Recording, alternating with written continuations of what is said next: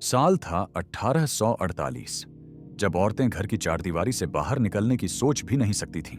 उसी दौर में एक 17 साल की लड़की ने इतिहास रच दिया।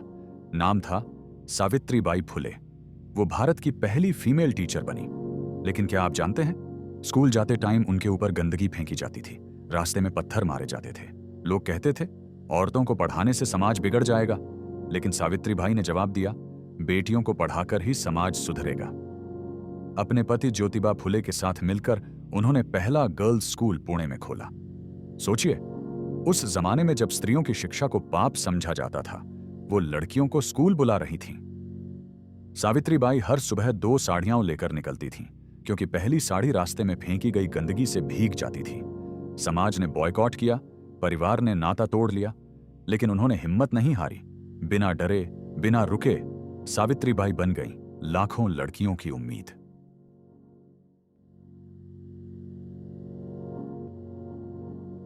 नमस्ते दोस्तों, स्वागत है आपका हमारे चैनल पर। आज हम एक ऐसी महिला की कहानी सुनाने जा रहे हैं जिन्होंने न सिर्फ अपने समय की रूढ़ियों को तोड़ा, बल्कि भारत में महिलाओं के लिए शिक्षा और सम्मान का रास्ता बनाया। ये है सावित्रीबाई फुले की कहानी, भारत की पहली महिला शिक्षिका, एक social reformer and pioneer of the feminist movement. तो चलिए, समय की धूल भरी गलियों में चलते हैं, 19वीं सदी के महाराष्ट्र में, जहां एक साहसी महिला ने इतिहास रचा।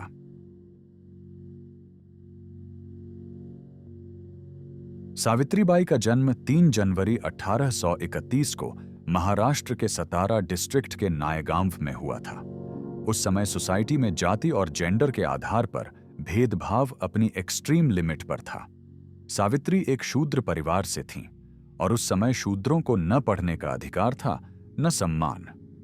लेकिन सावित्री का मन कुछ और कहता था। क्यूरियस चाइल्ड, जो दुनिया को समझना चाहती थी। 9 साल की छोटी सी उम्र में उनकी शादी ज्योतिबा फुले से हो गई। ज्योतिबा भी एक ऐसे इंसान थे जो समाज की कुरीतियों से लड़ना चाहते थे। शादी के बाद सावित्रीबाई की जिंदगी ने एक नया मोड़ लिया। ज्योतिबा ने देखा कि सावित्री में सीखने की भूख है। उन्होंने सावित्री को पढ़ना लिखना सिखाया। रात के अंधेरे में दिए की रोशनी में सावित्रीबाई किताबों के पन्ने पलटती और एक नई दुनिया की खोज करती।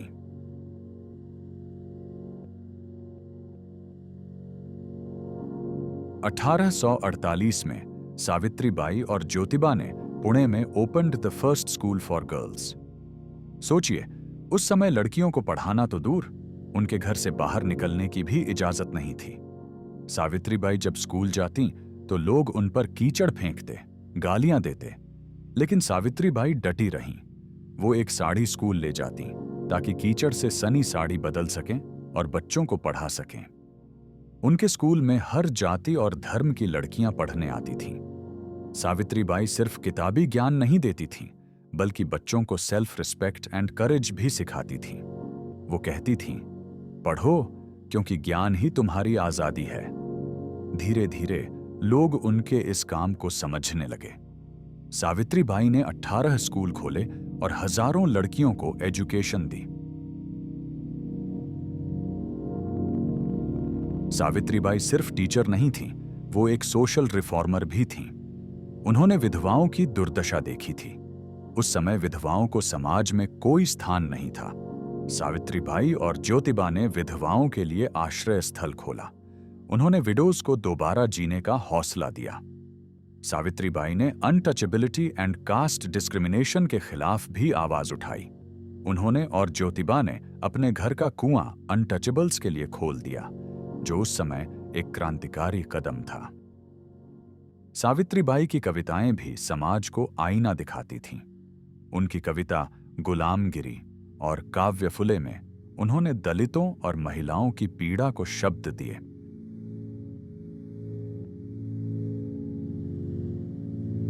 सावित्रीबाई का रास्ता आसान नहीं था।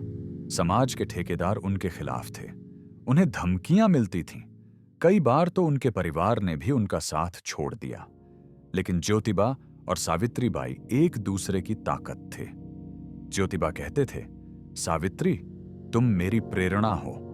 और सावित्रीबाई जवाब देती, ज्योतिबा, तुम्हारे बिना ये लड़ाई अधूरी है। उनके कोई अपने बच्चे नहीं थे, लेकिन वो हर उस बच्चे को अपना मानती थीं जिसे उन्होंने पढ़ाया। वो हर उस औरत की मां थीं जिसे उन्होंने सम्मान दिया।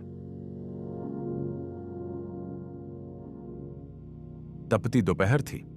एक विडो वुमन जिसके पति की मृत्यु हाल ही में हुई थी ने एक बच्चे को जन्म दिया, लेकिन समाज ने उसे स्वीकार नहीं किया। विधवाओं का पुनर्विवाह वर्जित था और ऐसी स्थिति में संतान का जन्म होना उस दौर में it was considered impure, sinful and tainted. लोगों ने उस इनोसेंट न्यूबॉर्न को फेंक दिया जैसे वह इंसान नहीं, एक बोझ हो। उसी समय वहां पहुंची सावित्रीबाई फूले। जब उन्होंने उस बेसहारा बच्चे को देखा, उनकी आंखों में आंसू थे, लेकिन हृदय में एक दृढ़ संकल्प। उन्होंने बच्चे को गोद में उठाया और कहा, यह बच्चा पाप नहीं, मेरी संतान है। वो बच्चा बना यशवंतराव फुले। सावित्रीबाई और ज्योतिबा फुले ने यशवंत को अपने सगे बेटे की तरह पाला पोसा, उन्हें शिक्षा दिलाई, संस्कार दिए और ऐसा व्यक्ति बनाया जिसने आगे चलकर समाज की सेवा की। यशवंत आगे चलकर डॉक्टर बने और प्लेग एपिडेमिक के दौरान उन्होंने सावित्रीबाई फुले के साथ मिलकर हजारों लोगों की जान बचाने में मदद की। कहानी यहीं खत्म नहीं होती। जब सावित्रीबाई प्लेग पीड़ितों की सेवा करते हुए बीमार पड़ीं, तो यशवंत फुले ही थे जिन्होंने अपनी मां के लिए अंत तक सेवा की। सावित्रीबाई फुले की जिंदगी संघर्षों और साहस की मिसाल है। उनकी जीवनी से कुछ वास्तविक घटनाएं न सिर्फ उनकी हिम्मत को दर्शाती हैं, बल्कि उस समय के सामाजिक हालात को भी उजागर करती हैं। 1. कीचड़ और पत्थरों का सामना।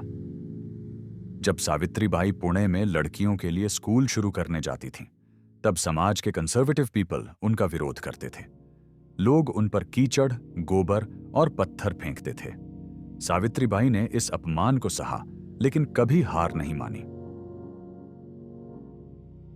काशीबाई की जान बचाना। 1868 में सावित्रीबाई ने एक प्रेग्नेंट ब्राह्मण विडो काशीबाई की जान बचाई। काशीबाई को समाज ने ठुकरा दिया था और वो आत्महत्या करने जा रही थी। सावित्रीबाई ने उसे अपने आश्रय में लिया और उसकी डिलीवरी करवाई। काशीबाई के बेटे को सावित्रीबाई और ज्योतिबा ने गोद लिया और उसका नाम यशवंत रखा। Opening of the well for the untouchables. उस समय अनटचेबल्स पब्लिक कुओं से पानी लेने की इजाजत नहीं थी। सावित्रीबाई और ज्योतिबा ने अपने घर का कुआं सभी के लिए खोल दिया, जो उस समय एक क्रांतिकारी कदम था।